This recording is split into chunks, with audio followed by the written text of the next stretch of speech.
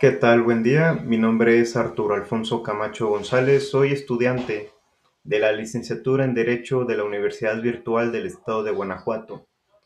Mi número de matrícula es el 24005564 y este video es referente al reto número 2, la jurisprudencia perteneciente al módulo Juicio de Amparo 1. El nombre de mi asesor educativo es Sofía Pérez Fuentes Sacramento. Y en esta actividad se nos pide hacer respuesta a unos planteamientos derivados de unos casos que vienen en el reto. Bueno, a continuación daré mi respuesta respecto a esta investigación, empezando por el número 1. Respecto al caso número 1, señala qué método de integración, ya sea reiteración, contradicción de criterios o precedentes obligatorios, se utilizó para la creación de dicha jurisprudencia.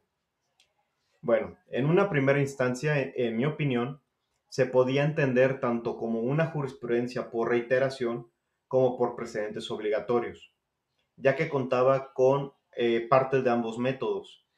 Esto debido a que el artículo 223 de la Ley de Amparo señalaba en el 2021 que las razones que justifiquen las decisiones contenidas en las sentencias que dicten las salas de la Suprema Corte de Justicia de la Nación constituyen precedentes obligatorios para todas las autoridades jurisdiccionales de la Federación y de las entidades federativas, cuando sean tomadas por mayoría de 4 votos. Actualmente el artículo está derogado desde este 2025, pero para la función del reto se nos pidió ver la ley de amparo antes de la reforma del 2021. Mientras que el artículo 224 de la misma ley de amparo señala que el método por reiteración se establece cuando sustenten por unanimidad un mismo criterio en 5 sentencias no interrumpidas por otra en contrario. Sin embargo, también señala que esta jurisprudencia se establece por los tribunales colegiados de circuito y para el caso 1, quien establece la jurisprudencia es la primera sala de la Suprema Corte. Viendo los antecedentes de los antiguos decretos de reforma de la ley, puntualmente cuando salió la ley de amparo en el 2013, podemos encontrar que no existía el método de integración por precedentes obligatorios. Nos retomamos hasta este año porque el caso 1 es una jurisprudencia del 2011. Ahora bien, leyendo el decreto, encontramos que el anterior artículo 223, dentro del capítulo de jurisprudencia por reiteración de criterios, señala que se establece jurisprudencia por medio de las salas de la Suprema Corte cuando se sustente en un mismo criterio en 5 sentencias no interrumpidas por otra en contrario, por una mayoría de cuando menos 4 votos, siendo así justo el fundamento legal que encaja a la perfección para definir el caso 1, que podemos concluir que es una jurisprudencia por reiteración de criterios. La pregunta 2 nos dice, respecto al caso número 2, identifica cuáles son los razonamientos para que la jurisprudencia primera diagonal J 93 2013 de la décima época fuera sustituida por la jurisprudencia primera diagonal J 78 diagonal 2018 igualmente de la décima época, emitida por la primera sala de la Suprema Corte de Justicia de la Nación. Bueno, primero debemos analizar la jurisprudencia anterior, en donde la primera sala de la Suprema Corte interpretó que la citación a la audiencia de formulación de imputación en legislaciones locales de Chihuahua y Durango sí afectaba la libertad de la persona investigada.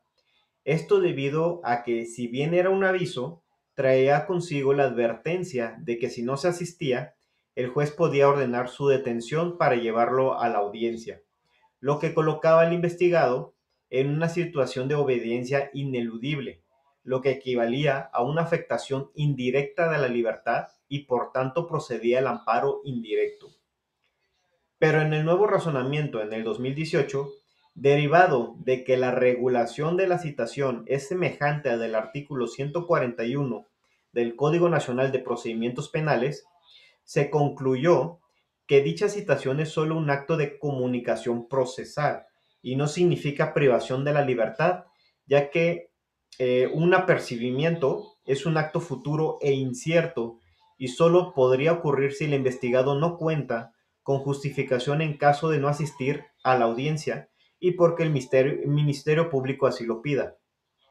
Además, que la citación es para la presentación en la audiencia inicial y todavía no hay restricción real de derechos ni imposición de medidas cautelares. Siendo así ahora improcedente del juicio de amparo indirecto, ya que no es un acto que restrinja la libertad personal de manera directa e inmediata. La pregunta número 3 nos dice respecto a los casos 1, 2 y 3, indica en qué época del Semanario Judicial de la Federación fueron publicadas las jurisprudencias. Bueno, el caso 1 pertenece a la novena época debido a que la fecha se encuentra dentro de este periodo. El caso 2 en la 10ª época y el caso 3 igual en la novena época porque así los marcan, vienen descritos en los casos. Pregunta 4. En el caso número 3 señala para qué autoridades es obligatoria la aplicación de dicha jurisprudencia. Al ser una jurisprudencia por precedentes obligatorios dictadas por el Pleno de la Suprema Corte, nos indica el artículo 222 de la Ley de Amparo que se vuelve obligatorio para todas las autoridades jurisdiccionales de la Federación y de las entidades federativas, es decir, plenos de circuito, tribunales colegiados y unitarios de circuito, los juzgados de distrito, los tribunales militares y judiciales del orden común de los estados y de la Ciudad de México, y tribunales administrativos y del trabajo locales o federales. Pregunta última, número 5. En el caso número 1, identifica si se cumple con el requisito establecido en el artículo 223 de la Ley de Amparo respecto a los votos que deben emitirse para su aprobación. El antiguo artículo 223 de la Ley de Amparo, cuando se publicó en el 2013, nos dice que se constituye reiteración de criterios cuando se sustente un mismo criterio en 5 sentencias no interrumpidas por una mayoría de cuando menos 4 votos, el cual sí cumple. El actual artículo 223, dentro del capítulo de jurisprudencia por precedentes obligatorios, nos mantiene la indicación de cuando el mismo criterio sea tomada por mayoría de 4 votos, y como podemos encontrar en el caso 1 nos señala unanimidad de estos 4 votos, por lo cual en ambos casos sí cumple. A continuación presentaré mi conclusión,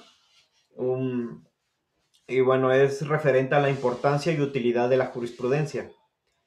La jurisprudencia como tal juega un papel central dentro del sistema jurídico mexicano, no solo como fuente formal del derecho, sino como un instrumento que asegura la coherencia y uniformidad en la interpretación de las leyes. La sustitución de la jurisprudencia refleja que el derecho no es estático, sino que se encuentra en constante evolución.